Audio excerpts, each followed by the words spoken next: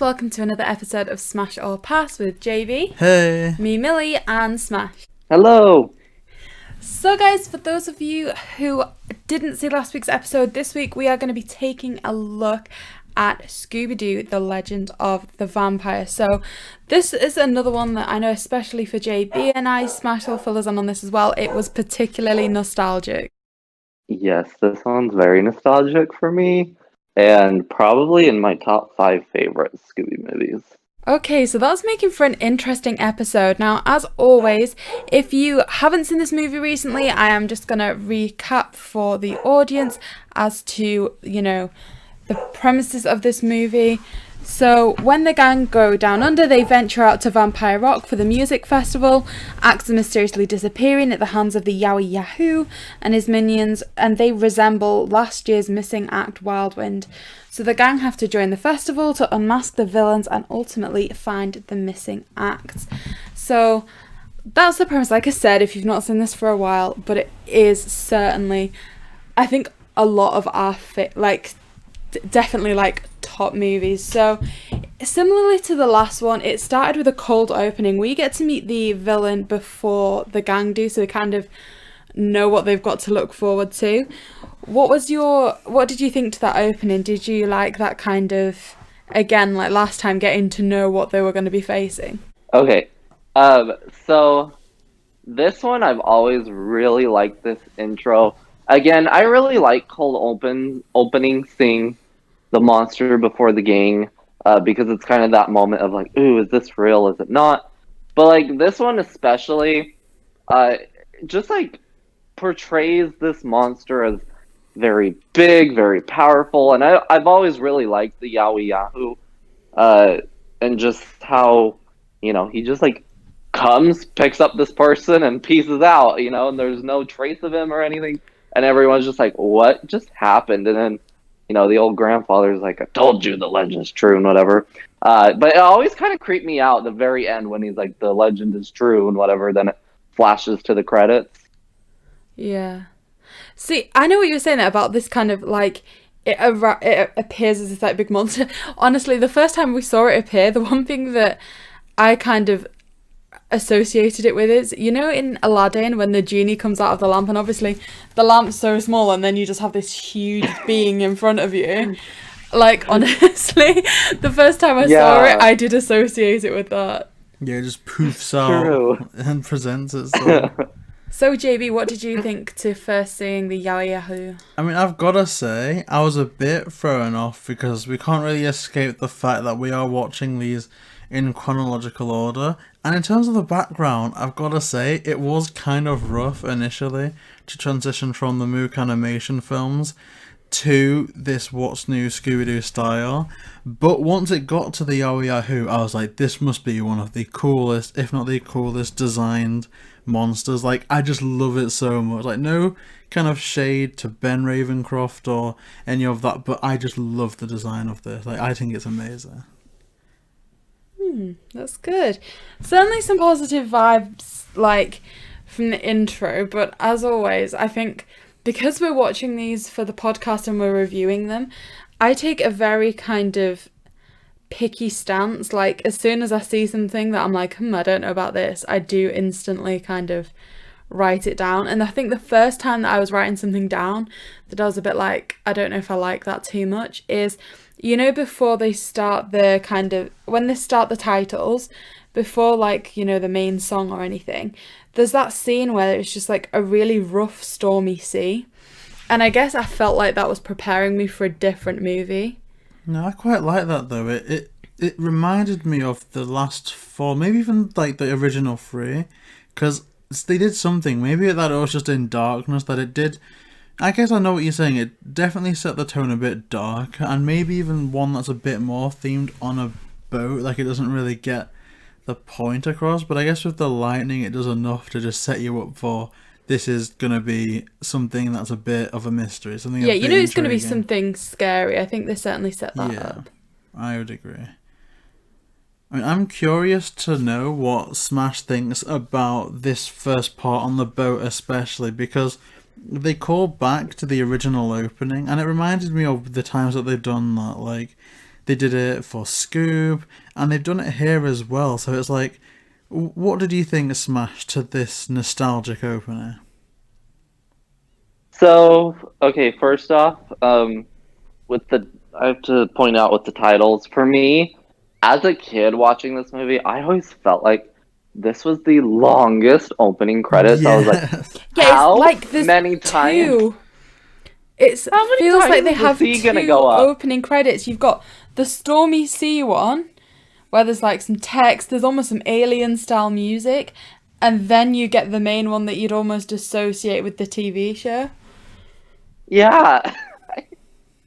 Like, I don't know. I just, whenever I was a kid, I always, and now watching it again, I mean, it still does kind of feel long, but like, I just always felt like this opening is never going to end.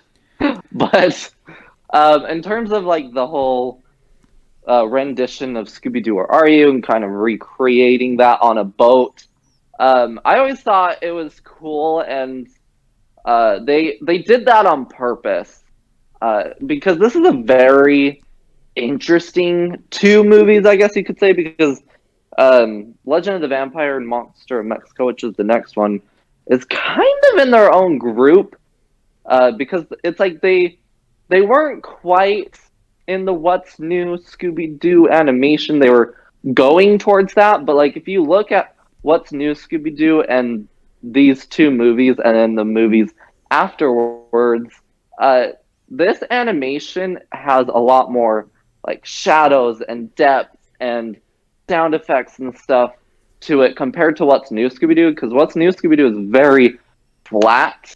There's like not a lot of depth to the animation, whereas these two movies really felt like, at least the animation wise, really felt like a movie compared to the series, whereas the movies after Monster of Mexico basically just look like a long episode of What's New Scooby Doo. Anyway, so this definitely sets you up for like a more classic feeling Scooby Doo with this opening. Yeah, I would agree, and maybe that's on purpose, because like I was saying, the sea intro was a bit like, this reminds me of Zombie Island, this reminds me of all the others that have come beforehand, but with this classic intro, now obviously the Mook animations did have their own kind of gimmick where they would get in a guest singer to sing the classic song. This doesn't really feel like that. This seems very much like they've given us the gritty titles, and now they're saying, if you like this type of stuff, don't worry, but also letting people know that it's a bit more of a nostalgia trip. But Yep. I do like it a lot, and it is such a relief to see them in their classic outfits. That's something that I was really missing from the others. Yeah. And I like that here a lot. I very much feel like this is, I don't know, this is one of the ones, this and Monster of Mexico, along with the originals, this is all my peak levels of nostalgia. I think I had this on DVD, I've watched it so many times. So I think, even if I'm a bit disillusioned now, I think nostalgia's gonna carry this for the most part.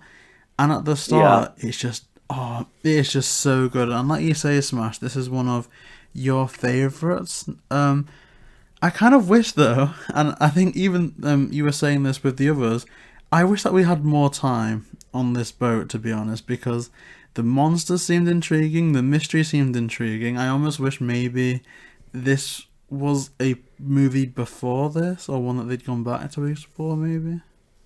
Yeah, for sure. Yeah, it seems like the purpose of the boat was literally just, this is where we're going and this is how the mystery machine ended up in this country. Yeah. Although I do like that bit where they lift it in. That was kind of... Fred's so extra. Yeah. Like, you can't separate him and the mystery machine. But it's like he snuck it on board without Yeah, it's anyone like knowing. they didn't know. Like, no trip would be the same without the mystery machine, and it like gets airlifted down. Yeah, like some people pack a suitcase. He's got the entire car been lifted off. Did he drive on the same side of the road? I guess it doesn't matter. It's just the wheel, isn't it? It's interesting because the mystery machine goes back to its classic design, like them. Yeah. Yes, and I do think that that's certainly the design I prefer. Me too. Me too. Although it does raise questions, because I'm skipping ahead a bit. Maybe we can backtrack if anyone's got more to say. But they literally like find the Hex Girls in this movie who recognize them, and yet everything's gone back to it being classic. So it's kind of like, not that I want to overthink all that's going on, but it's like, where does this fit? Well, I don't understand, and maybe I don't need to understand. I mean, is there a theory within the community as to how this does fit in? Because like JB said, Yeah, they're like, playing Eric's game. they've got the younger outfits, the pre-version of the Mystery Machine, but they've already met the Hex Girls, and they have the Cyber Chase game that they're playing in the Mystery Machine. Yeah, so kind of everyone's thought process with this and the next, few movies is what's new Scooby Doo is its own universe, they say, and Legend of the Vampire and Monster of Mexico fit into the what's new universe. So it doesn't really make sense that they're playing his video game and they already know the Hex Girls, but yeah, I don't know. That one's a really rocky one to talk about. Yeah, I imagine. And also just things like that we pick up on early in the movie, as JB said, like kind of addressing that section first. One thing that I know you mentioned, JB, that you've not mentioned here yet is the change in the voice of Daphne. Yeah, I mean, I don't know if this is an unpopular opinion, and I've hinted at it in past episodes, but Heather North is amazing. Don't get me wrong; she's a legend. You can't ignore the original series, and she didn't start off as Daphne. I think there was another voice actor for them in a couple of episodes, maybe, and then Heather North switched in. But they're kind of the one that's renowned as the classic original Daphne. But in this and Monster of Mexico, it's like, I don't know how to describe it. The best analogy I've come up with is people talking about, or women talking about David Beckham. I see them on the screen in their classic outfit, and I'm like, yeah, this is amazing. And then they open their mouth to talk, and I'm like, oh, well, that's a bit disappointing. So, I don't know. And obviously, I think this is towards the end of Heather North's, career and everything. So I'm sure there's stuff going on behind the scenes that is affecting stuff. But yeah, I don't know. It doesn't sit right. And I very much miss Mary Kay Bergman and Grey Griffin in these two movies. Yeah, these ones are very interesting because Casey Kasem comes back as Shaggy, Heather North comes back as Daphne, and then Nicole Jaffe, I don't know how to say her name. Jaffe? Yeah, comes back as Velma. So these two movies were really, really interesting because, they did those last four movies and they were trying to be very different and have the monsters real and everything. And then they started doing What's New Scooby Doo, and someone stepped into the studio, into the Scooby Doo department, and basically said, that's great, all that you just did, now I want to reverse everything and go back to how everything was classically. And so he's like, I want all the original voices that will come do it. I want them in their original outfits. I want original sound effects, original soundtrack. And so, like, if you really pay attention to this movie, they're using like the original sound effects when they walk, the original music tracks from Scooby Doo, Where Are You? And this and that, and all of them are the original voices, that are still alive to do it. And even the voice of Velma for these two movies, she had retired voice acting at this point, and so she said, okay, I'll come and do Velma, but all of my salary goes to my employees, because she now was running like the voice acting kind of coaching business type thing. And so she's like, I do not want to make any money off of this because I don't do this anymore. So all that money goes to my employees and to help them out and whatever. So these two movies were very interesting as to how and why they were made. Yeah, and I love that they've used the background for the classic, series. I just feel that they've gone a completely different way. Perhaps people think that the original, kind of 4 films were a bit too different.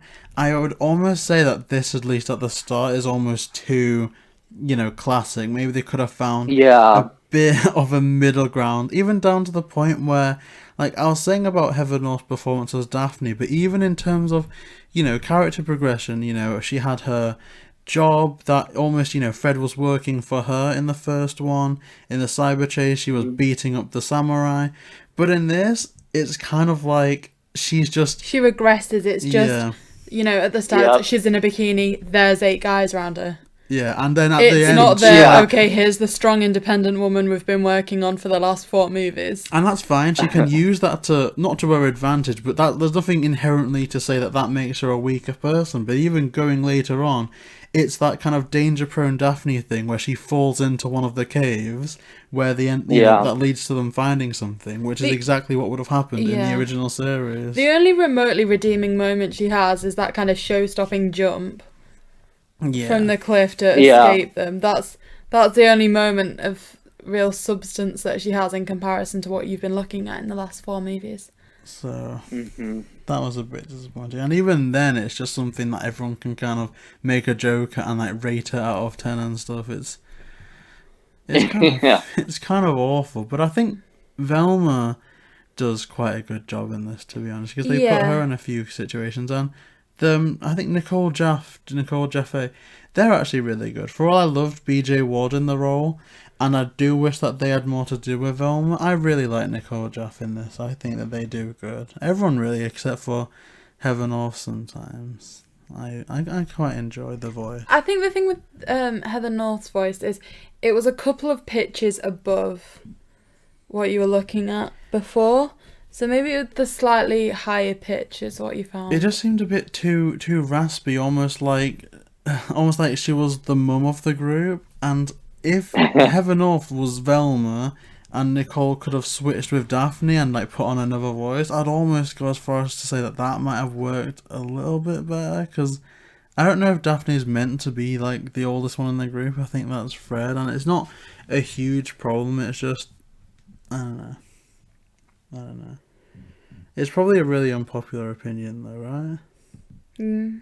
My thing is, they just, to me, at least Daphne and Velma in these, they just, like, they sound old. Like, I know, it's, what's really interesting with this is, even now, Frank Welker's been doing this for so long, and his voice hasn't aged a day, really. He sounds like Fred. That is the voice of Fred, and to me, it doesn't change.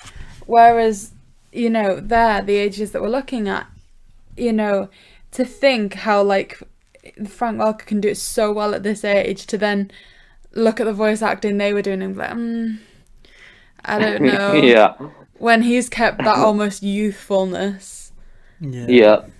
And even the changes he made, like, he's even made him, I'd almost go as far to say, and I think a lot of this is down to, like, the direction, but even watching the old, the classic series, I think someone else told him to sound a bit more youthful at some point, and he's maintained that throughout. Like, I'd say he sounds younger in, say, something a bit more contemporary, like Mystery Incorporated, than in the original series. I think he's a legend, really, to be honest, and I don't think it is, Heather North's or Nicole's fault, but you're right, they just sound very aged, and it probably can't be helped, but at the same time, if they're making things all classic, it's a bit of a disconnect to think that, like, maybe Shaggy's just bought his mum on holiday.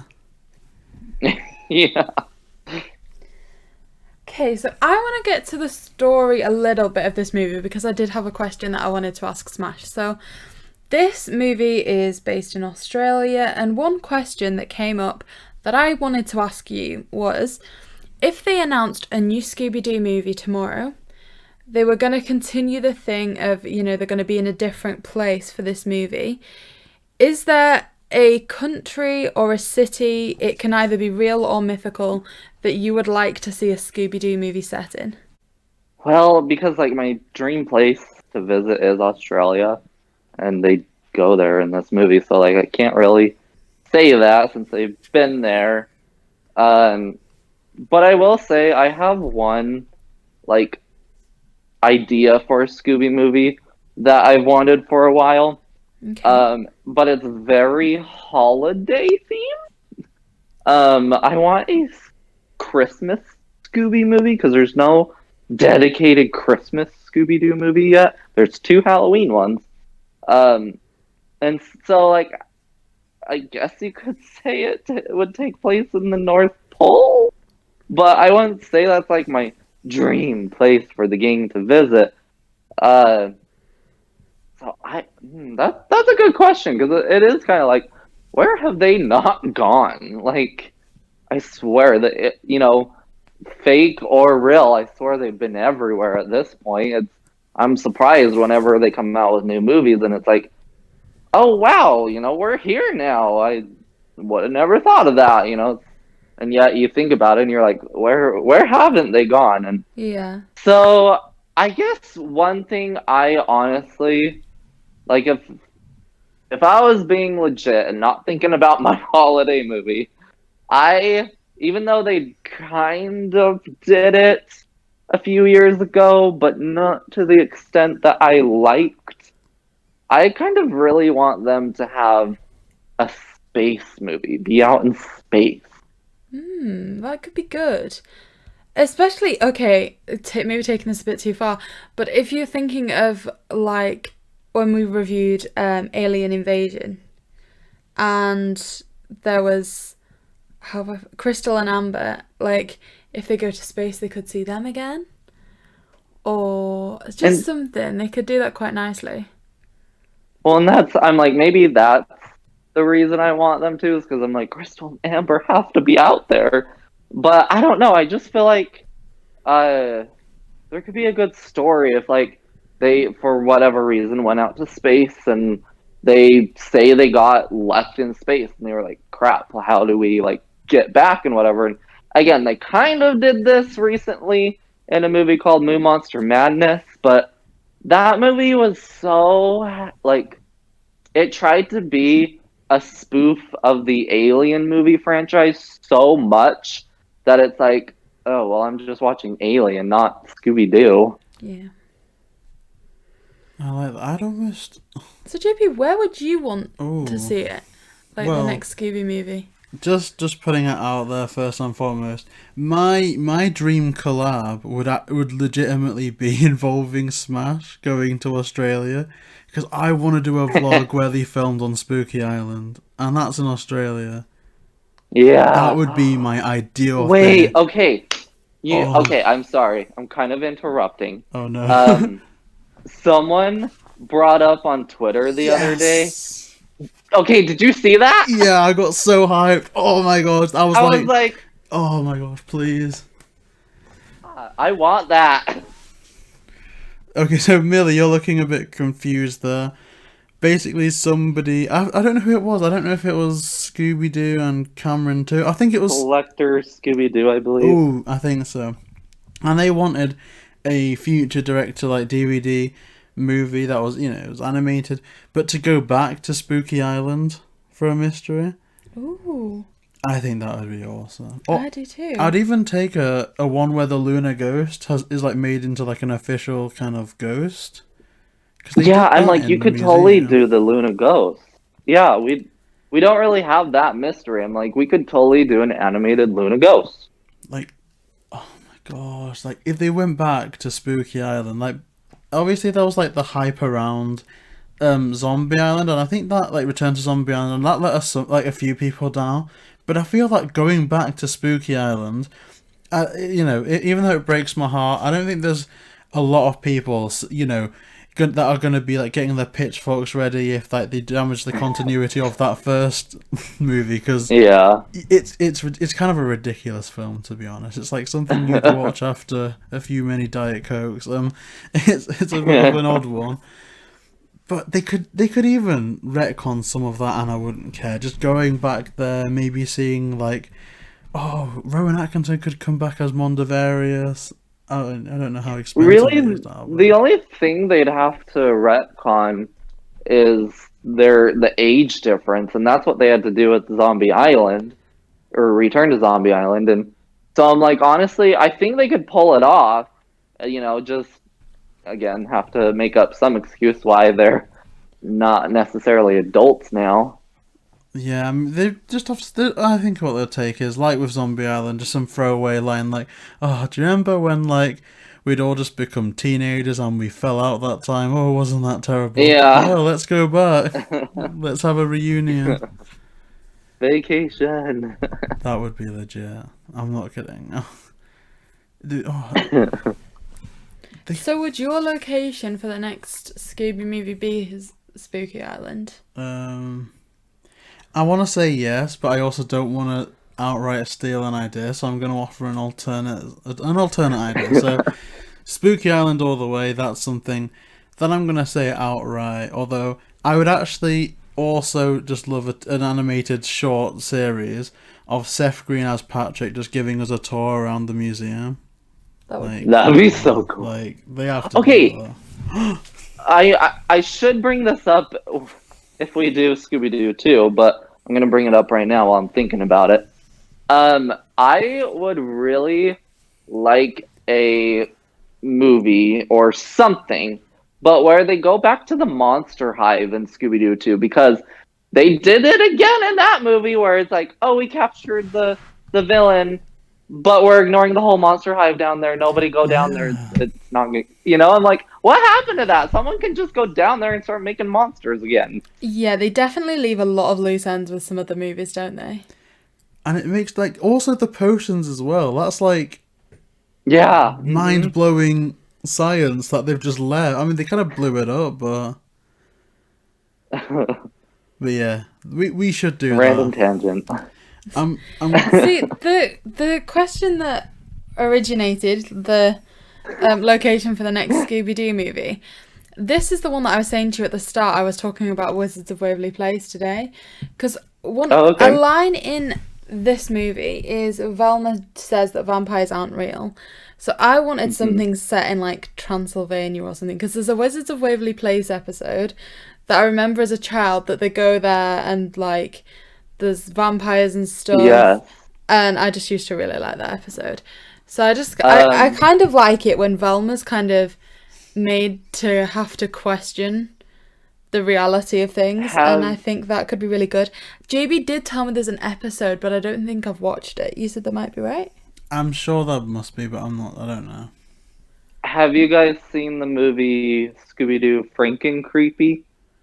No, I nearly ordered that. I ordered 3 DVDs today. Well, not today, but in the week from W.H. Smith's. What was it? It was Moon Monster Madness. Legend of the Phantasaur, and is it Stage Fright? I want to say. No, but I nearly got Franken-Creepy. That was on there, but okay. I didn't have the. So, Franken-Creepy actually takes place in Transylvania. Oh, I should have got that one. Thanks, JayBee. I don't know what influenced my decision in what I got there. I don't know. I mean, there were very cheap box sets of Be Cool Scooby-Doo there as well. But... Stage Fright is a prime one, though. I just watched that again recently, and that one is such an underrated, creepy one. So, good choice there, I'm saying. Yay. Oh, wait a minute. I think I got the Phantasaur one because of all the memes. Yeah. Did you hear about them, Millie? The Ultra Instinct Shaggy. You don't know this Ultra Instinct Shaggy? No. I'm sure we'll get to it. We will.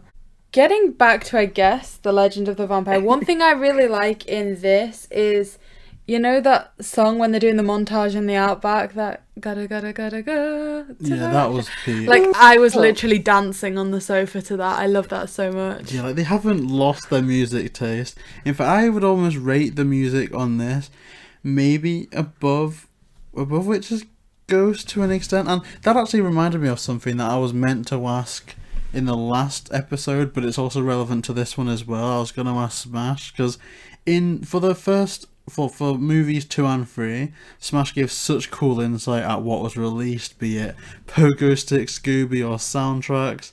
So I'm going to backtrack slightly, but also make it relevant. So Smash, my question to you is, what kind of really cool promotional or just merchandise was released for, 1, the Cyber Chase, and 2, for Legend of the Vampire, if any at all? So we already kind of talked about Cyber Chase got a video game released alongside it. We talked about that last episode, I believe. But we're unfortunately starting to get into the no merchandise released alongside the movies. So they're very, very bare minimum here. I did learn, though, since our last episode, I learned that for the original 4 movies, they actually released these, like, do you guys kind of know what, like, the subscription boxes are, where you can, like, pay a monthly fee and you get this box, like, different themed boxes of merchandise and whatever? Yeah.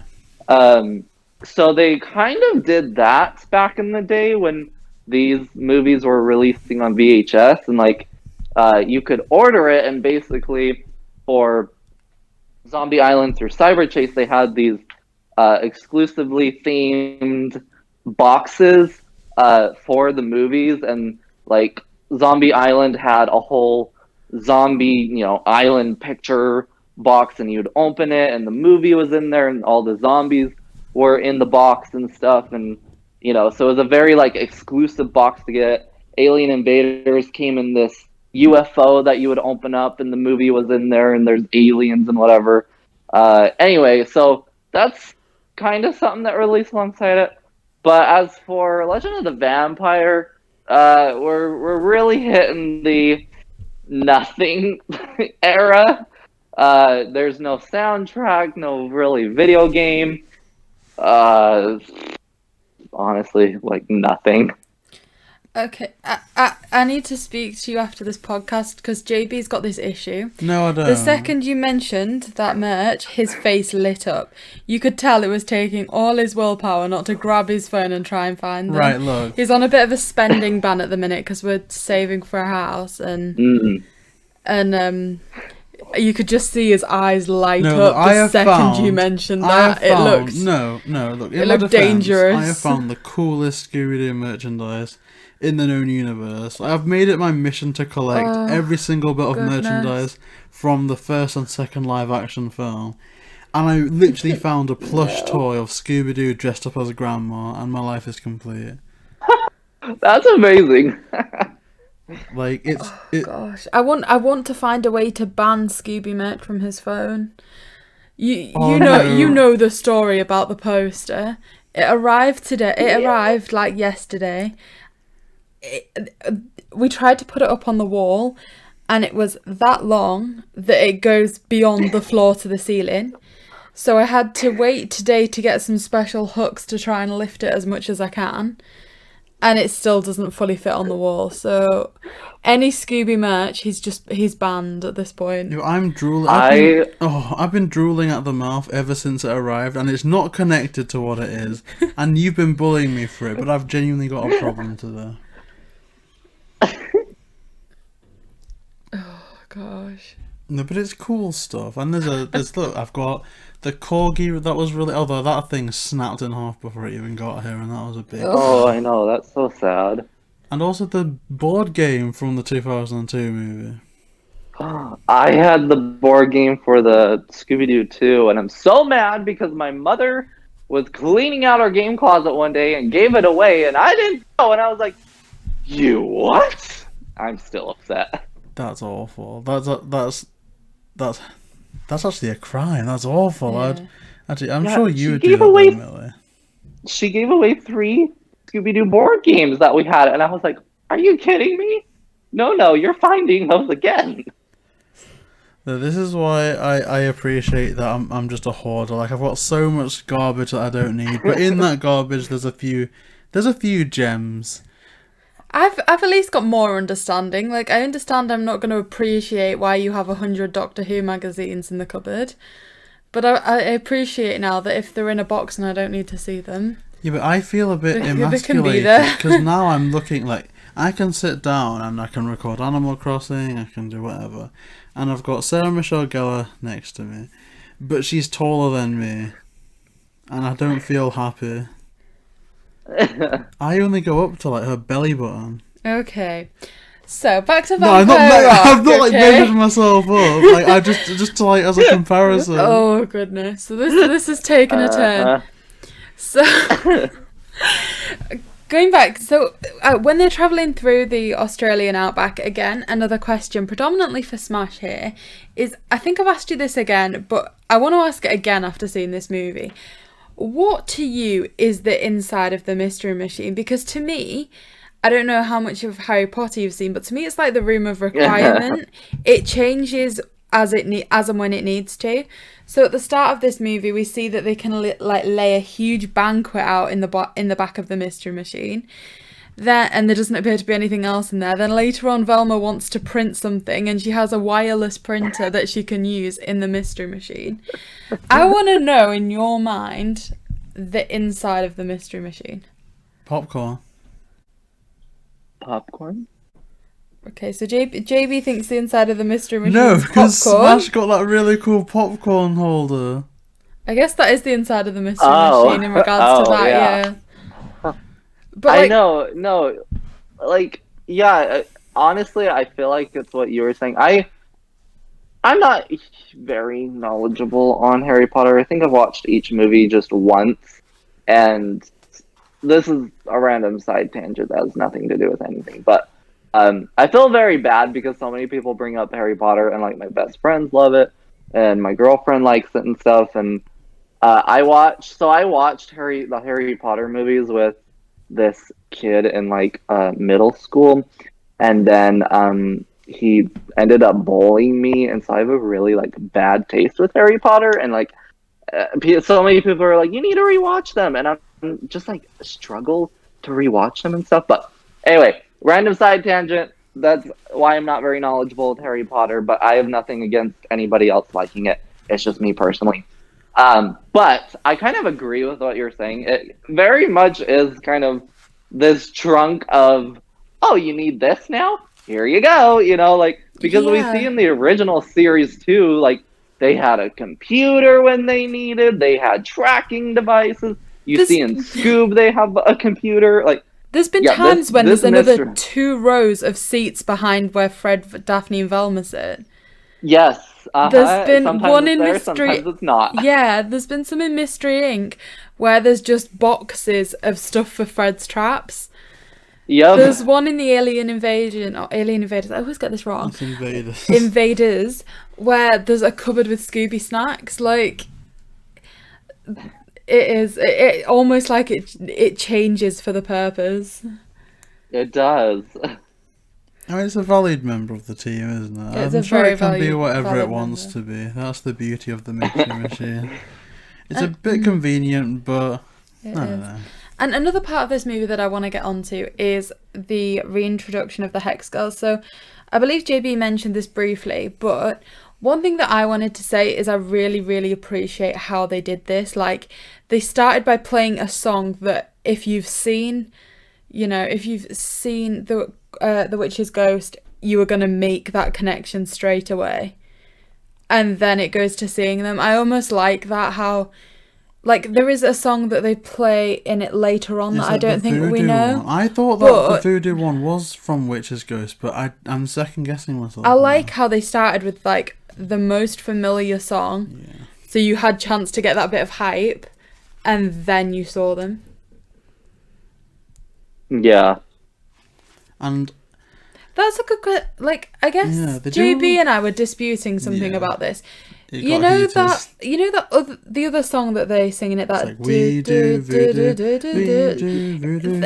we do. JayBee thinks it was in The Witch's Ghost. I didn't think it was. Is it? No, so that song originated in this movie. Oh, right. Millie just did a rude gesture at me. No, I did not. Yeah, you did. No, he was telling me for the longest time because I was like, I actually don't like this song. I wish they'd just played stuff that we were either A, familiar with, that they knew was a success, or like test run it or something, because I genuinely don't like the second song they did.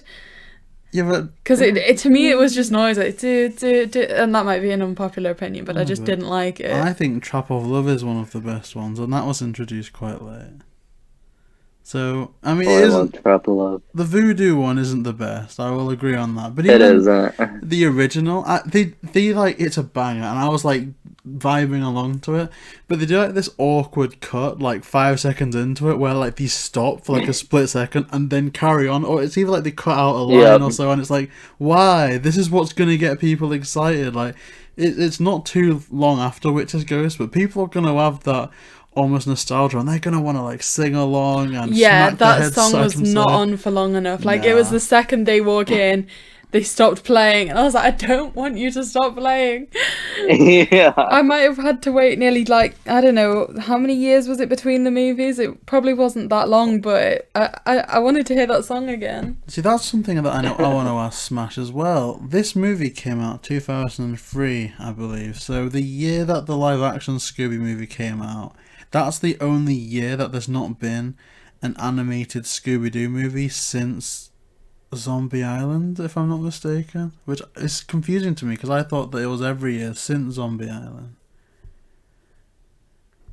Yeah, so Zombie Island was 98. Then we had one every year. I believe besides 2002, which is when the first live action one came out. They skipped. Well, yeah, so they skipped 2002, but then 2003 they had both The Legend and the Vampire and Monster of Mexico the same year. Oh, the same year.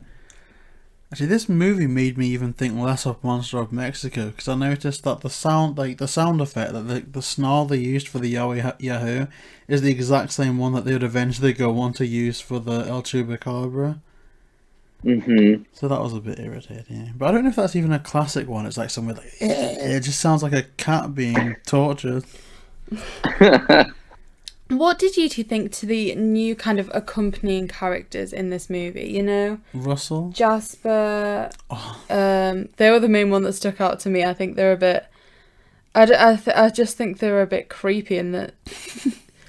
the Hex Girls were... But like when he was like, I was meeting with the Hex Girls trying to recruit them, I was like, why would they want to speak to you? No, they're above this. This is an unpopular opinion though, but I love Jasper so much, and I don't even know why. Just the way he talks, the way he does that little snort thing. I just think he's such a bombastic, over-the-top character that every time they're on the screen, I'm just fascinated by them. I would love to have this like spoof series of Jasper just commentating through every single Scooby Doo series. I was crying. I was like, no. Like the first time I saw this, I was like, no.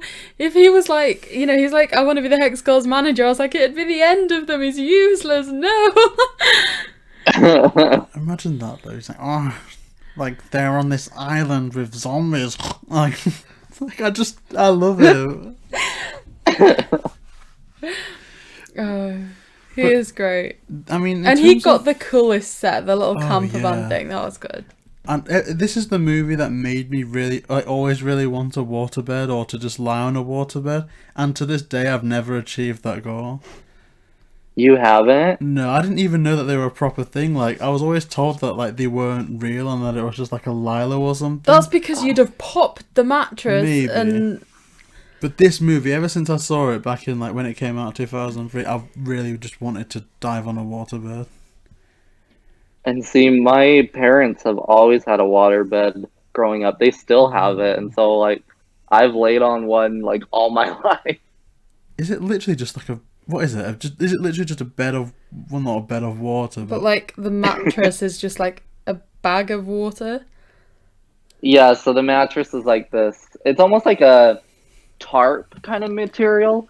But yeah, you literally stick the hose in it and fill it up, and then you put your sheets over and everything, and there's no mattress. You're laying on water. I'm looking on eBay. Waterbed. Yes. Oh, I can get one for £24. 179. They're having a laugh. Oh god. No, not. So I guess a character that I didn't like that was introduced is the Bad Omens. From like the start of seeing them, I was like, no, it's them. I don't like them. They're gonna be evil. Yeah, I mean, maybe I'm too sensitive to like what kids can and can't hear, and maybe it's just trying to actively maintain a family-friendly channel. But when they first come in and like the first thing one of them says is, "Oh, I need to find something to pierce," it's like, is that something that would be said now? See, the thing is, and I can say this because you've talked about your sister on a few like videos that we've done, but his sister. I think he feels that his sister's quite intimidating in that she likes piercings, she likes tattoos, both of which are like needle related, and he has the biggest phobia of needles. So he often turns his nose up at his sister a little bit because of that. So like, I think like you said, when they mentioned piercings, you were just like, oh no. No, I don't turn my nose up because of that. There's many factors that I'm not getting into. I don't know why you've decided to mention it was this. like your thing with needles and piercings and stuff. Well, yeah, but it's like if she worked in like a vaccination centre, I wouldn't go, oh, well, look at what she's doing. She's a disgrace. You don't particularly like vaccinations either, but. Well, I'm not an anti-vax. I had both my vaccines, even though like I gave the people that administered it a bit of a meal because I was like looking away like, oh my gosh. I love how many sidetracks this has taken today. Well, no, I like it because it makes it all conversational. Because I always say like when we stop recording, we always have the funniest conversations ever, and I'm like, oh, I wish that we were still recording. What's going on? Like yesterday when the last episode when smASH was full on getting the tape measure out to see that massive poster. And the poster's every bit as bad as he thought it was going to be. It's actually, I think it's bigger than the tape measure. I mean, quite possibly. For people that are listening to this that don't know what we're talking about, by the time this goes out, I should have posted some video with an overdramatic title. It's called like "What Have I Done?" or "I Made a Mistake" or something like that. In the entire video, I'm hidden behind the poster and you can't see me once. Is that something you try again? No. Okay, back to this movie again. Let's see if I can. Where even are we? We're talking about people we don't like, and we're talking about the new characters, and they've arrived at Vampire Rock and things. And another kind of bit that I wanted to talk about as like towards the start of them arriving is the Mystery Inc. band outfits. I really like how they translated quite well. Like I think they used Fred's natural image quite well. Daphne's transformation made sense. Even seeing how they'd adapt an outfit for Scooby was really fun as well. What did you think about those outfits, smASH? Did you think they were quite well translated?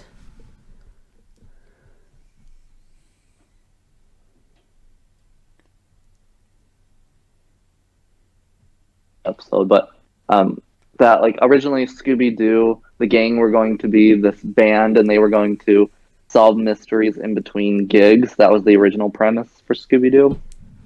And so whenever they like dress up or try to act like a band or musicians or whatever, I always wonder if any of it is being pulled from like original designs of them being a band, you know, back in like 1968 and whatever, when it was originally being created.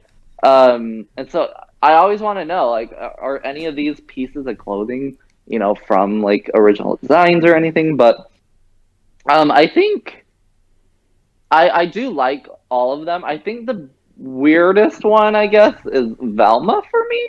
Yeah, and I think it actually translates well into her character because, like you said, hers is the one that stands out as being quite far removed from who she is and how she normally dresses. And I think that's translated in the fact that she's the only one that's uncomfortable as well. Yeah, yes. So I do think they mirror that quite nicely. I mean, what do you think, JayBee? Oh, I always like how different people... They know how to modernise, I think especially Daphne quite well. Apart from in the original, like, you know, movies, I'm not really a fan of that. But I love how they did it in this, they did it in Scoob later down the line, where they give Daphne quite a traditional, if you can call it that, purple outfit, but then almost either the collars or around the neck, they just add in these green accents, and I think it works so well because obviously, like the ascot and everything, or like the scarf gets a bit. I don't know if dated's the right word, but in some vibes it just doesn't fit. But just that kind of color like association being there is something that I really like, and I think they do the same for Fred as well.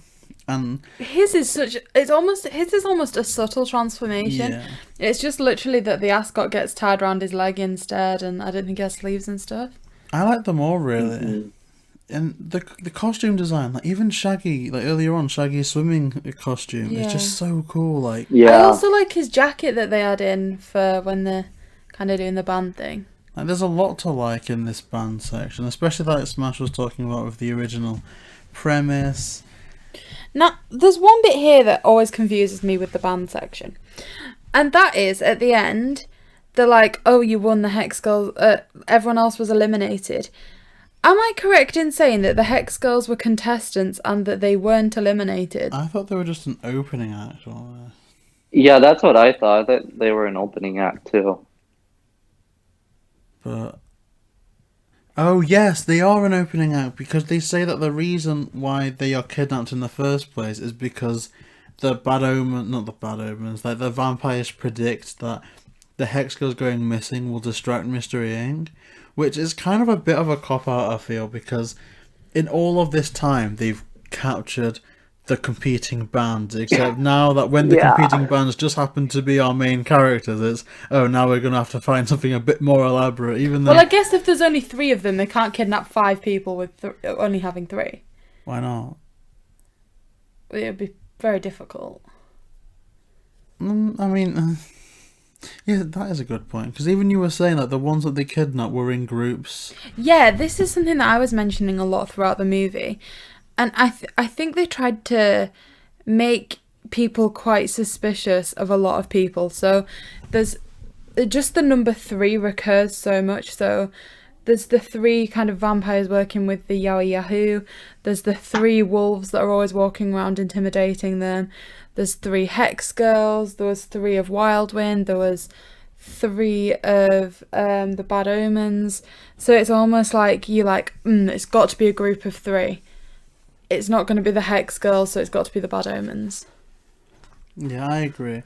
But saying that, I actually don't think it would have been difficult for the vampires to kidnap Mystery Inc. because when they kidnapped everyone else, it wasn't, say, one vampire would get one they'd like person. wrap rope round them and stuff. Like the lasso of truth. So surely if they had enough, like, quote, mountain gear, they could manage that relatively easily.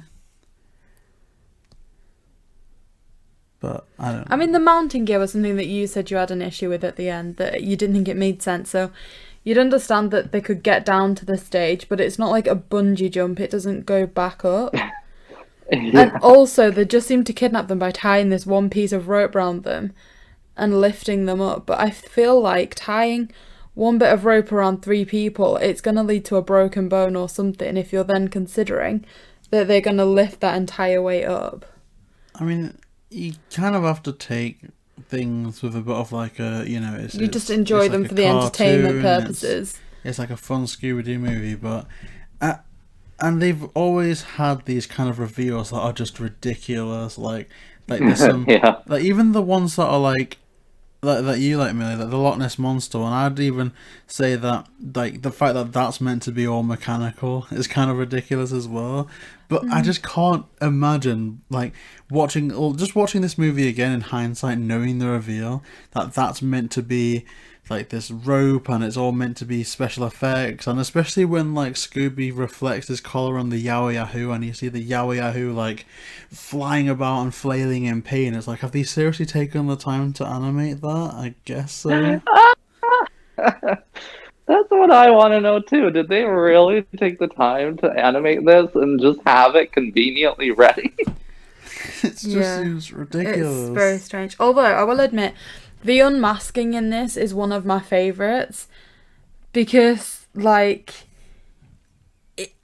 I feel like maybe I was quite a simple child when I first watched these, but when I first saw the unmasking for this movie, I was like, oh, but they weren't even part of the movie until like halfway through. And this guy didn't really know these two. What? And then there was obviously the second unmasking. And then it was like, oh, who are you? And then you saw the face paint thing. I don't know. I really enjoyed the 2-part unmasking. But in that it was different to the others that we've seen. So, for example, we talked about how the Witch's Ghost one was a bit long. You got one unmasking. And then there was something else that had to be addressed that just went on for a very long time. Whereas with this, I almost enjoyed how it was, oh, it's these people. Oh, wait, no, it's not, it's these. I don't know, I just enjoyed that kind of different level. It is a unique way that they did it, because, you know, they didn't double unmask. It was unmask and then, oh, let me hurry and show you, you know, plaster a different mask on almost that you'll recognize. Yeah. And I enjoy that. Just backtracking a little bit, there's a chase scene earlier on where it's when they first meet the vampires and they're kind of running around. But there's a song that plays in the background of that. It's when they kind of entice the vampires to eat spaghetti and then they go and put them in like a tanning booth. It's such a banger. But is it a Hex Girls song? Because it sounds like the Hex Girls, but I can't find the actual song very easily. Yeah, so unfortunately, like, okay, there are so many good Scooby Doo songs that like need an official CD or digital release, I swear. But this is not a Hex Girls song. The Hex Girls did not sing it. That's it would have been so genuinely good upsetting. And it sounds like them. I was like, oh, this is like great. Is it a Hex Girls one? Because it sounds like them, but my dreams have been destroyed. But I'm sorry. Just catching up with everyone now. I think the reveal or the unmasking is good. My only issue with it was that they unmasked them by spraying them with a hose, and that obviously gets rid of the makeup. And also Daphne then shows that they are the original band by putting makeup on. But in Jasper's trailer, the face is shown to be part of the costume. Yeah, see, you're right in saying there's a couple of issues here, and there actually is. She's like, oh, I'm going to do their makeup. She literally just pulls out a mascara. The only thing you can do with that is to lengthen eyelashes. She really is like a miracle makeup queen that she claims to be if she can create all these colours with one mascara. And also, on that, I don't know if you've noticed this, but the costumes change when she does the makeup. So, for example, the main one is wearing a black costume throughout the movie that was originally purple. When she does their makeup, the entire costume changes back to being purple. Huh. Well, is she trying to replicate just so you the can original kind costume? of link them? And obviously, like, she surely wouldn't be able to change their entire outfit. Yeah. But I think it's so that you, like, associate. But, like, the entire outfit does change when she does their makeup. Yeah, I didn't notice that before. I think this is the issue. I'm almost ruining my childhood with these rewatches because I'm scrutinizing everything. I used to love this movie, and then watching it back through, I was like, I don't even know that I'm gonna say smash for this one because I didn't ever think logically about this, and this, and I'm just like, because I'm trying to look at them analytically, I'm almost like finding criticisms. Like, okay, so at the end of the movie when they're like, oh yeah, we've not even really kidnapped them, they're away on holiday.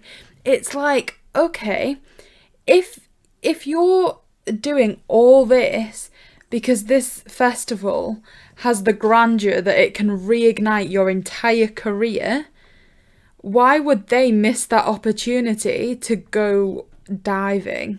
Something that they can do literally 2 days from now when the competition's over.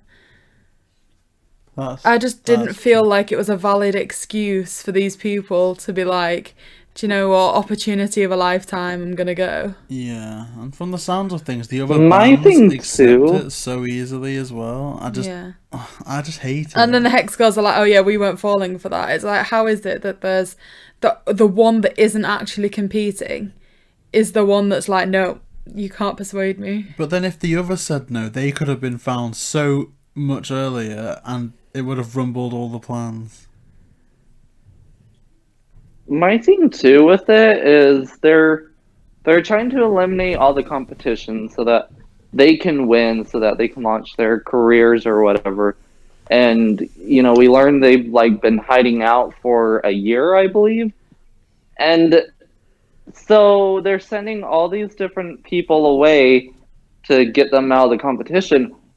Where do they have money if they've just been hiding away and they're trying to launch their careers? How the frick do you have all that? Yeah. Oh my gosh. Like, how do you have the money to, like you say, send them all away? How do you have the money for all the equipment to make all these scenes of the Yaoi Yeah, Yahoo? that too. All the, like, climbing gear that's capable of lifting 3 people the entire height of the stage. And what the heck would these people have been eating? Because it seems like a hell of a way from a shop. So do they just like have a car that they dress up in like vampire? I mean, I guess they'd go as the skinny dudes, but like, what do they do? How did they live? And why did the Mystery Inc. gang take them at their word when they say that they're on holiday? I reckon they killed them, Yeah, right? I think this is a lot darker than we thought. I just think they killed them.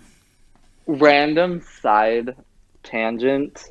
So last night, so again, I moved in with my best friends recently, and they've seen like the original Scoobies and like the original 4 movies, and then very little Scooby here and there.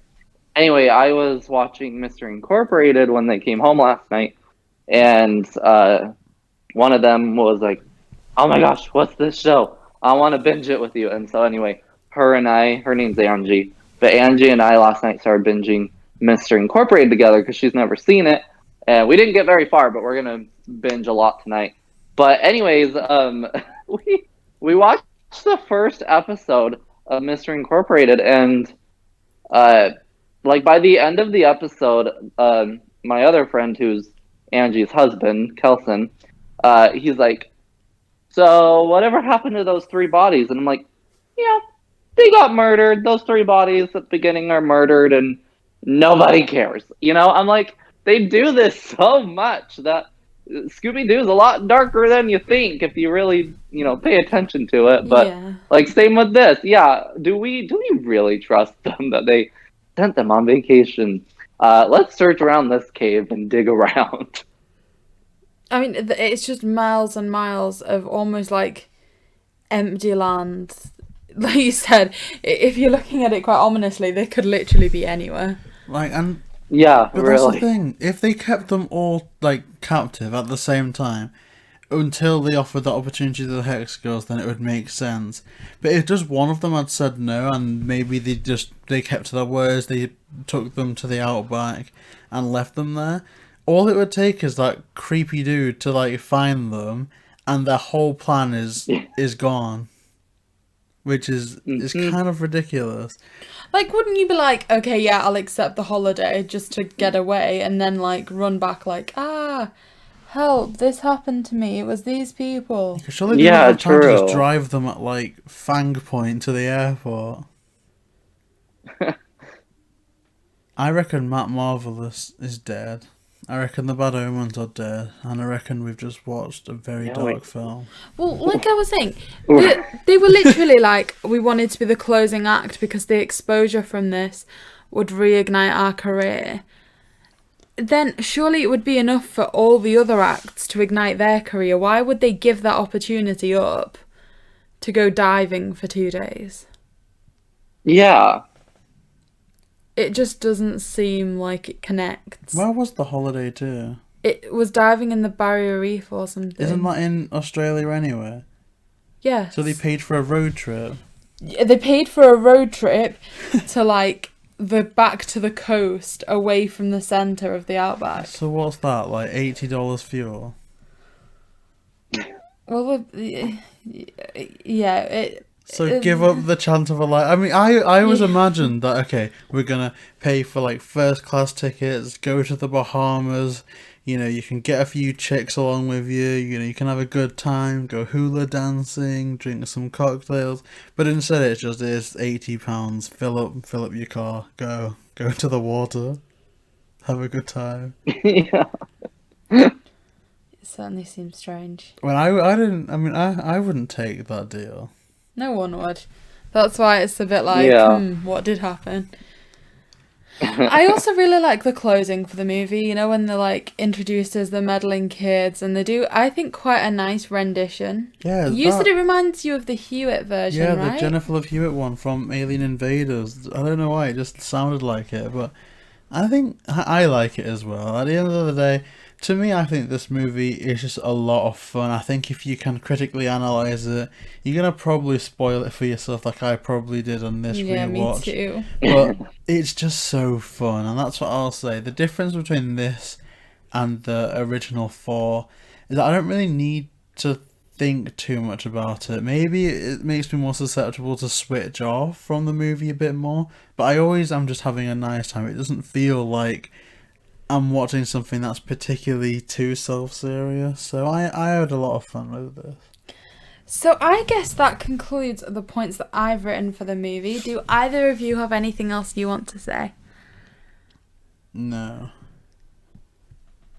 I have one more random point that isn't Ooh. important, but it might be interesting. Let's do it. So, I'm really weird, and I remember Scooby Doo trailers all the time. They just stick in my head. And I remember this one in particular, at least for like a little bit, I think until, I want to say either Where's My Mummy or Pirates Ahoy. Like, they would never show anything from the actual movie in these trailers. They do it a handful of times. Anyway, so with this movie's trailer, I remember they actually showed the gang from they showed different clips and different things and whatever from Alien Invaders. They used Scooby Doo and the Alien Invaders like designs and clips to promote this movie, which I always thought was so interesting. Oh man, that's like clickbait. It was, yeah. I need to Which is find strange because that. that's not even the last movie before Although it this. is the most similar movie, with it being, I guess, desert themed. I think it's because of their outfits. Yeah. Yeah. I'd say so. Is that trailer online? I might watch that at some point. But with some of these trailers, it's so difficult to find them anywhere. I mean, I believe so. It's funny because like they like talk about going into the outback and they show kind of the Australia like outline and then they like turn it upside down. I don't know. I'll send you guys the trailer for it. Thank you. So Yeah, I think that does it for kind of the discussion around the movie. The last thing to do is determine if we would say smash or pass to Scooby Doo and the Legend of the Vampire. So as always, JayBee, you're going first. Smash or pass? I think this is going to be one, maybe it's setting a negative trend for myself, but it's kind of like, this is going to be one that I just will always love because of nostalgia. I'd watch it so many times. This isn't going to be my last viewing of this at all. There are some problems with it, but I just think watching this will always remind me of just some of the better times when I was smaller, just like watching these movies. I just love it a lot, and like the soundtrack is amazing. The Yowie Yahoo design is fantastic. I think I'm definitely gonna smash this one, but I don't know. It feels like a different type of smash where I'm not necessarily gonna say, if I could only save one Scooby Doo movie, would it be this one? Probably not, but it's definitely a fun time. So, Millie, would you smash or pass The Legend of the Vampire? See, I feel like this is going to be... I'm going to take a little while explaining things here. For me, this movie, I love the premise. I love the kind of, they're going to go to a concert. We get to see the Hex Girls again. There's this group who, almost want to avenge the mistakes of the year before. I think there's a good premise there. There's some good characters too. It's just some of the delivery that I'm a bit kind of like, oh, I don't know if I like that. See, like I said, I analysed stuff so much more rewatching these for this that I think I might be being a bit too harsh, but there's just some things that I was a bit like, okay, maybe that's a bit... It almost goes beyond like Scooby comedy to the bit where it's just like, is that a bit like over the top, a bit goofy? Like within the space of 20 seconds, we'd gone from Fred red in the face, Daphne surrounded by 20 men, to a shark jumping out of the ocean, waddling along the sand, and then before that's resolved, a crab jumping on Scooby's tail. And that was just like a very full-on sequence that just seemed a bit over the top, like I said, maybe a bit strange. And also the scene where Scooby's like inside the crocodile's mouth, stretching it out like it's a bed sheet, and he's trying to make a double bed on his own or something, to Fred carrying all 4 of them across a bridge. I just think there's some very over the top moments in this that kind of take away from the premise, which, like I said, I actually really do like. Ultimately, I'm gonna, I think, agree with JayBee that nostalgia still has to take over a lot with this, because I feel like the joy of seeing the Hex Girls again cannot be understated. And I also agree with him that when I say I'm gonna say smash for this movie, it's almost an entirely different thing. Like, I don't know, I almost feel like smash or pass is too loose fitting for some of these, because it's almost like I can see a tier list forming. I want to say that, you know, for like Cyber Chase and Zombie Island, they, for me personally, are like top tier, whereas some of the others are a bit lower down, and this is certainly lower down in the smash category. But I do think that nostalgia has to hit quite hard here. Yeah. And for all I did very much contemplate in the last hour, saying that this could quite easily be a pass, and it is the lower end of smash, but I think it is still a smash. So that just leaves you now, Smash. Would you say smash or pass for Scooby Doo and the Legend of the Vampire? This one definitely is nostalgic for me as well. I didn't get this one, like, own it for a while.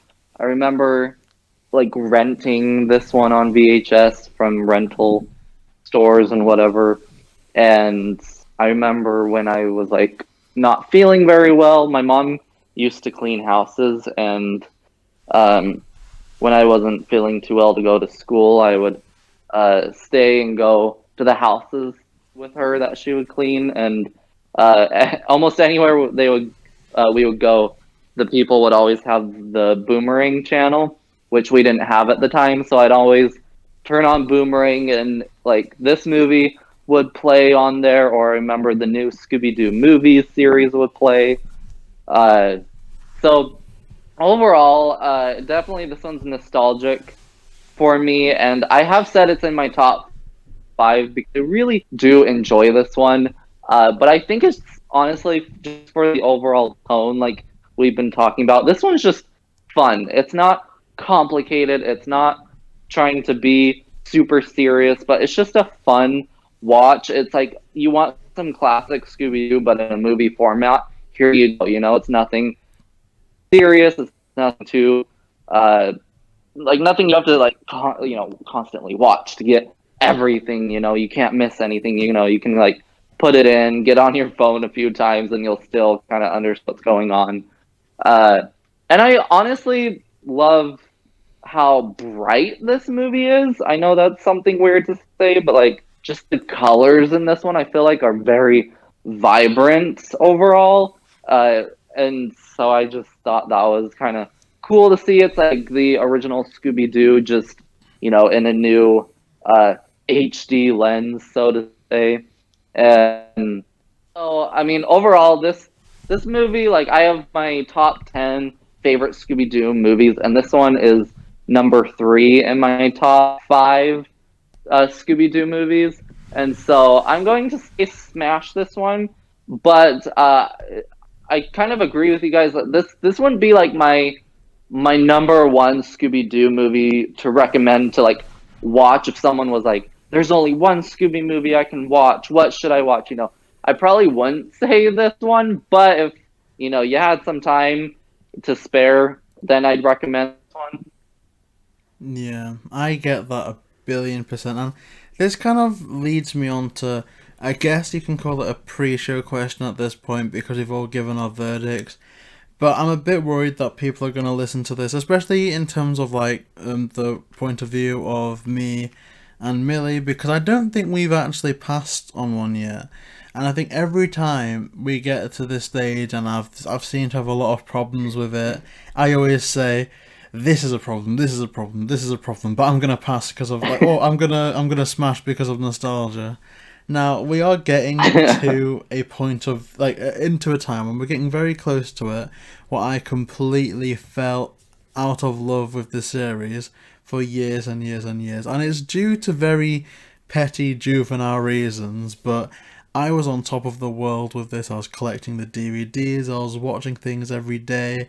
I'd like the highlight of my day after school would be watching What's New Scooby Doo.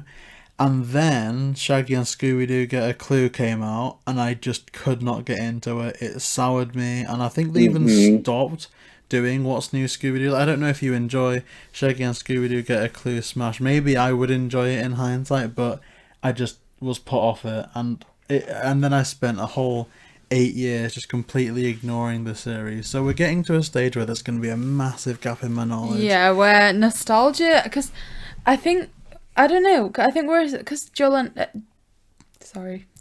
and I are a similar age, I feel like nostalgia kind of hits at the same kind of, we both matured at the same age. We both kind of I don't think I've went through a matured now. stage where we were like, oh, we don't want to watch kids' TV shows anymore. Let's turn the TV off. I would have continued if it wasn't Shaggy and Scooby Doo Get a Clue. If it went from What's New Scooby Doo to Mystery Incorporated, hand on heart, I would have been there for my entire life. It's just really strange how like we seem like we grew up separately. We didn't know each other till we were like early 20s, but we've watched exactly the same Scooby movies. Like, we missed exactly the same ones. I don't know if it was like a common thing in time that people missed out on like certain ones, but he's right in what he's saying that like I as well only have a couple of movies left before it's like uncharted territory. Yeah, I think it was from Charles Scooby Doo all the way up until I think Happy Halloween Scooby Doo. That's Oh wow. me. All of them. I missed Okay. out on. Yeah, they're like you were saying, we've not passed on a movie yet, but nostalgia's had a big factor that's no longer going to be there. But my question on that is, Smash, has there ever been a point where you've fallen out of love, not necessarily with this series, but you weren't necessarily keeping up with things like you do now, or like maybe you did in the past? So, first of all, I have to say, I'm honestly super excited to get to the movies that you guys haven't seen because, again, you guys won't really have nostalgic playing into it. And so, you guys are going to be seeing movies with fresh eyes, whereas, I've probably seen all these movies at least 5 times each, So, very excited to get to those ones eventually and hear your guys' thoughts as first-time viewers. But I will say, I have loved Scooby-Doo for as long as I can remember. I get to like, ooh, fake fan am I. I still, to this day, have not watched the entirety of Shaggy and Scooby-Doo Get a Clue. I watched the first 4 episodes and just cannot get past it. And I know I'm going to have to do it eventually because of my own podcast. Eventually once we get that, which is our next series we're doing in my podcast. But like, I don't know, just something about it just really rubs me wrong. And I'm like, this would be great for anything else. It could have been its own original thing. It's just not Scooby. Like, I like the story. I do what they set up. It was like this secret agent type show and whatever. But I'm like, again, this would have worked better for its own original IP and not Scooby Doo. Anyway, so I will say I, kind of grew up with the What's New era, and I would always keep up with the movies. So I never really dropped off of like the movies. I did leave the series once Shaggy and Scooby Doo was coming out. You know, I kind of ignored that one while it was releasing, and then Mystery Incorporated came out, and they did like a special early preview of it a few months before its actual premiere date, and I made sure to watch that. I actually have it recorded, I believe, somewhere on a VHS. Wow. But I will say that like I want maybe like between either Stage Fright or Mask of the Blue Falcon movie to maybe like the oh gosh, I'd have to let me pull up the movies. You'd think I'd remember, but there was a little time period. So probably from like uh Big Top Scooby Doo ish to I'd say maybe the Lego Scooby movies. So between like 2013 to 2015 or 2016, I still got each movie as they released, and I still watched them, but I definitely wasn't as there, I guess I'd say, when I watched them, because during that time is when I was in heart failure. And so, like, my mind just wasn't there, you know, to like really pay attention to them. So I did watch them, and like, I remember with the Franken Creepy movie that we brought up earlier, I remember watching that one originally and just like, okay, that was a fun movie. And then like after I got over my heart failure and whatever, I revisited it and rewatched it, and not to spoil anything, but I was like, wait, how did I freaking miss this? They did that. So you know, I like that one a lot more now that I was really able to pay attention to what the frick was going on. Um, and then like Mystery Incorporated was such a messy release of a series because they like Cartoon Network basically like stabbed the creators in the back and were like, we're not going to air your show, so ha ha ha, take that, try to get your show out now. And so like basically Mystery Incorporated would like almost half of the season in one day, and that was like the only time you could watch it. Otherwise, you'd have to get them on DVD. So I never really watched those episodes as they were coming out because it was just a hot mess. So I remember I just like bought the entire series after it had all premiered, and me and my friend at the time spent like a whole day and night just watching the entire series in one go, and we were just like, what the frick, this is amazing, like, you know. So that's kind of a tangent, but I will say I did have this time period where I wasn't like as into Scooby Doo, but there's never been a time that I haven't constantly gotten the new movies or episodes on DVD. I just haven't been. There were just times that I wasn't as paying attention, I guess, or very like enthusiastic about Scooby Doo, I guess you could say. But it was because of what I was going through in my life at the time. You know, I was like fighting death almost. You know, but I always thought that either in high school or after high school, I would get out of Scooby Doo, you know, kind of my love and quote unquote grow up and mature. But I've definitely found that like getting out of high school actually kind of made me love Scooby Doo even more because it's like the one thing that has been constant in my life, you know, like it's one thing that still, you know, I can still look forward to the 2 movie releases a year, to the new episodes, to the constant change of what they're going to do next with the franchise. And so that's, I don't know, I definitely feel like getting out of high school, I love Scooby Doo more now and today than I ever have growing up.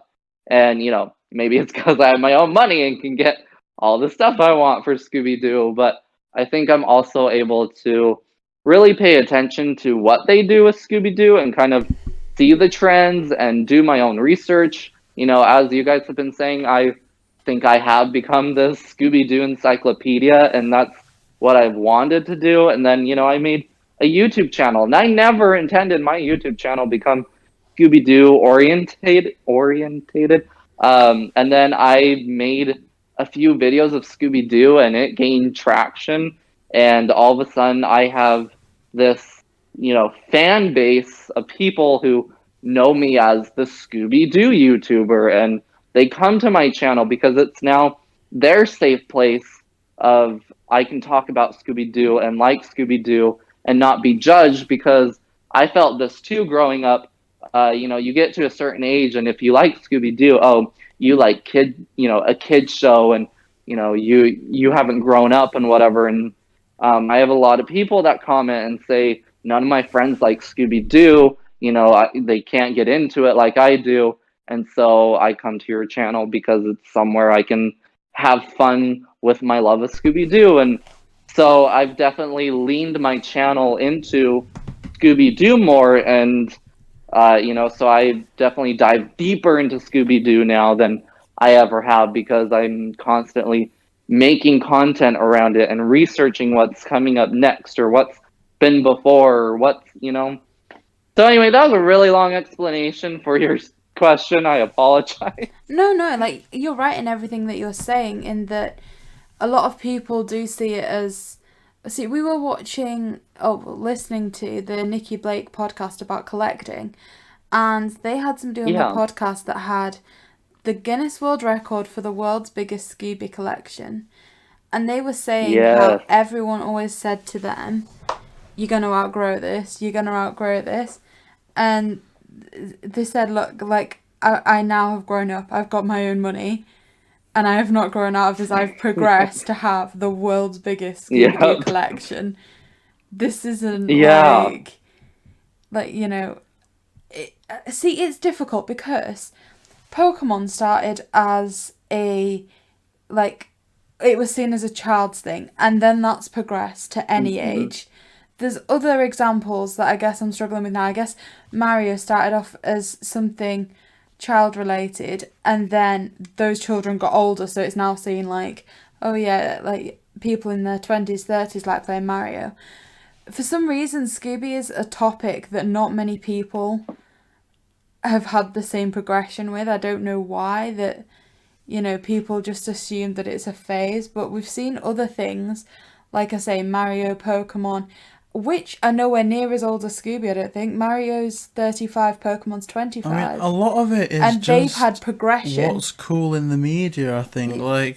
I remember when Pokemon cards, Pokemon in general, was this big thing at school when we were all younger, and then it was, seen as uncool. If you played Pokemon, you were a nerd, you were, like, bullied and picked on. Like, definitely, because I never fell out of love with Pokemon, I've got to say. That's something that I would always keep to myself, and I wouldn't dare, like, mention that I still played it, or that I still, like, was interested in collecting the cards. But then say you get this crazy YouTuber with huge influence like Logan Paul spending £200,000 in a vintage box, and that exploded it to the point where there's literally physical fights going on in like Walmart and Target over the cards. And it's like, if Logan Paul had unboxed, something Scooby-Doo related, or if he bought the mystery machine in auction, that could be something. Like, if someone with enough influence directs people to things, someone with nostalgia or some collectors are instantly going to go, okay, now this has gone up in interest, this has gone up in value. Like, if another influencer were to do things, it changes perception of everything, and that's kind of what I don't really like, when something just becomes cool because someone that has influence has done it. But twist of fate, it didn't need to be Pokemon that Logan opened that day. It could have been something else that changed the world. And so it's like, everything is cool in someone's eye. And TJ, our friend TJ Burns, was streaming, and he was like, once you stop caring about what other people think, you've kind of won in life. And I've definitely done that. I used to be the worst person in the world in terms of trying to like bring happiness to myself. Like at university, the money I just pumped into like trying to go to parties, trying to be more social, because I thought that that's what would make me happy. I'd get popular and stuff, just pumping so much money into like going out and like pouring money down the drain. And then when I stopped doing that, and it was about collecting things and building things that I've still got on my shelf that I can display nicely, like, That to me is just the best. Not even that, but social acceptance. Like, Yeah. he grew up in quite, I think it's fair to say, like, a conservative family, and, you know, it was kind of like you wore a full suit to school every day, all that kind of thing.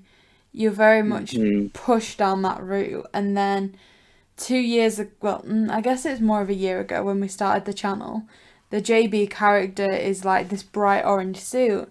And he was like, okay, let's put away those black suits for a second. Yeah, I like Cruella with myself. And maybe let's go shopping.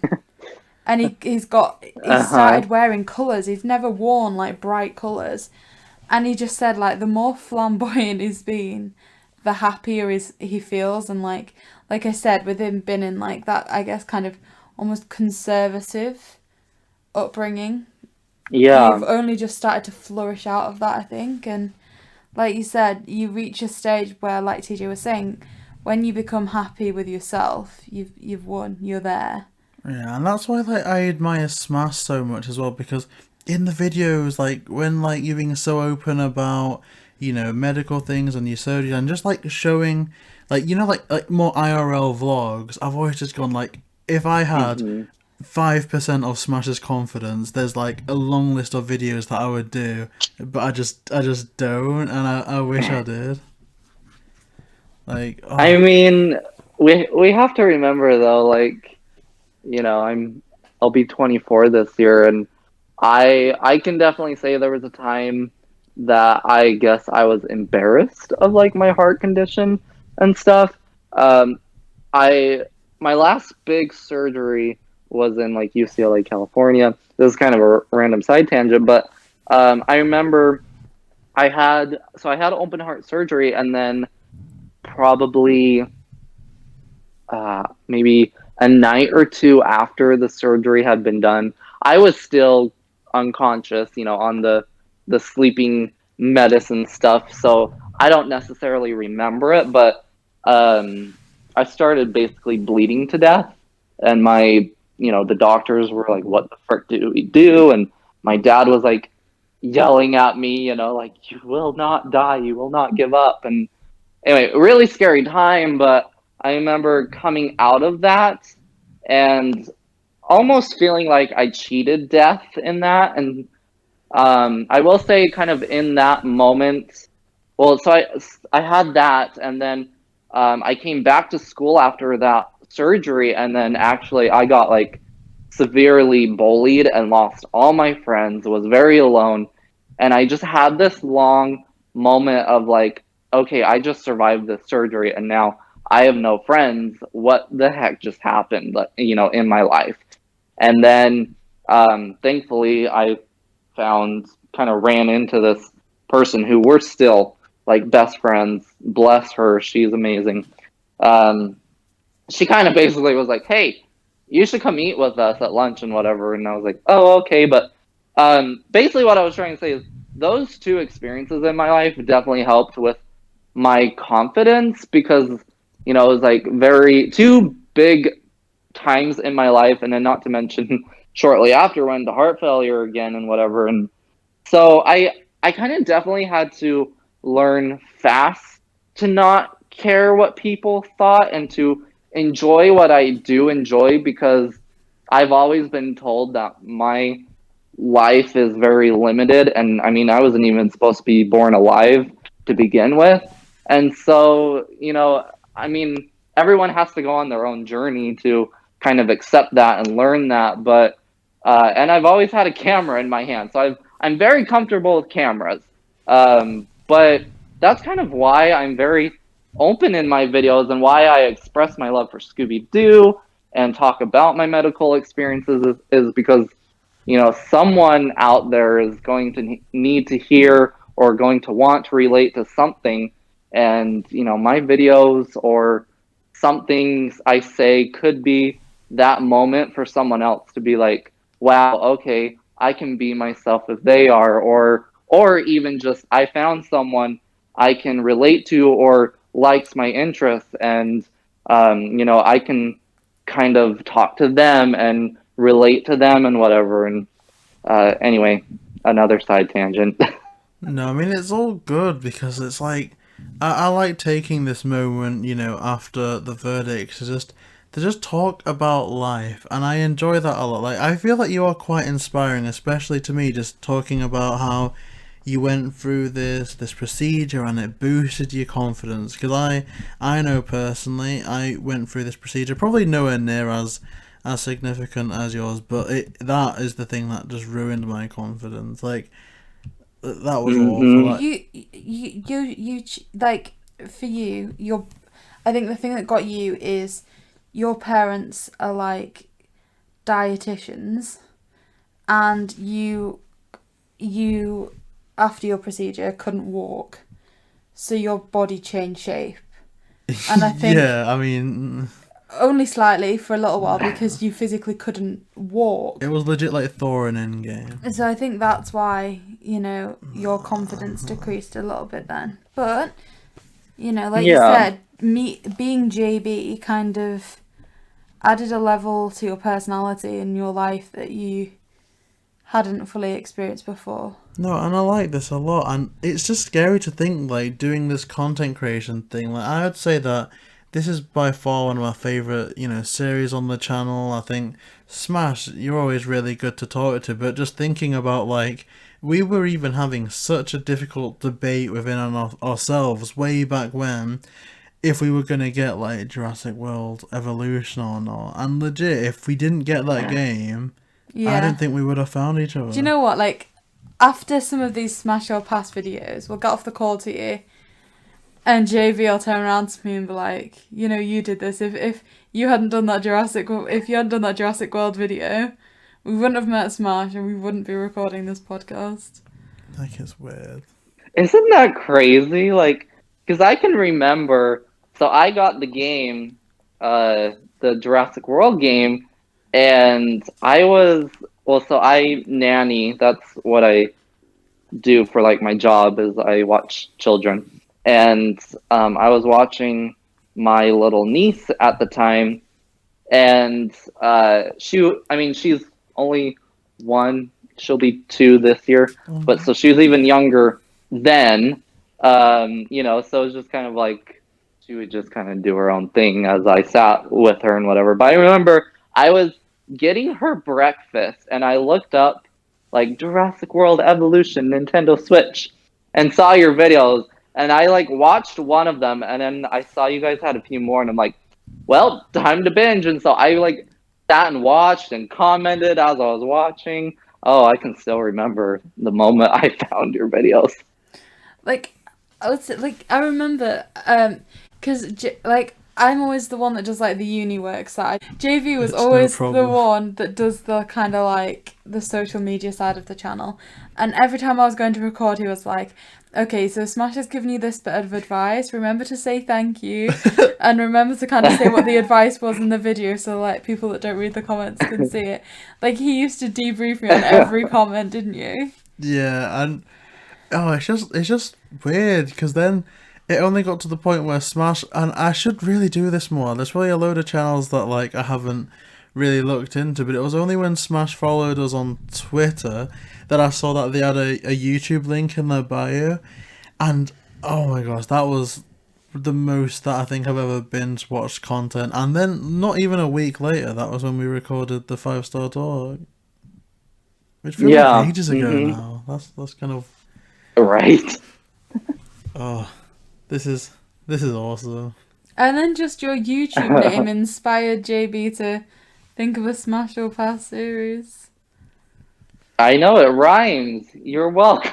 Literally, smash or pass, and it's a good. I don't know. I was just proud of the concept. I think that's probably the best thing I'll ever think of in my entire life, and that's okay. But I guess this has been a really, really good conversation, and I just like it when we can be a bit more open, and especially because I think that the verdict was maybe reached a bit. I don't want to say early because it's been like an hour and a half that we've been recording now, but I've enjoyed this a lot. So I guess it's time to wrap things up, unless there's anything that anyone else wants to say at this point. Think I'm good now. Oh. I guess I would just say, as you've heard from the other, like the end of this kind of thing, that there is some amazing things on smASH's channel. The links, as always, are going to be in the description, so go and check them out too. Yeah, so thank you so much for listening. If you do want... Oh, that's something I haven't said.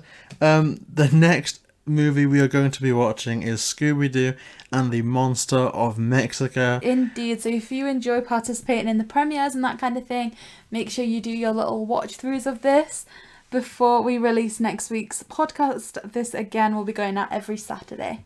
Yeah, so I can already tell that that's going to be a hilarious episode, because that's an all over the place movie, but we will get to that It is. all in good time.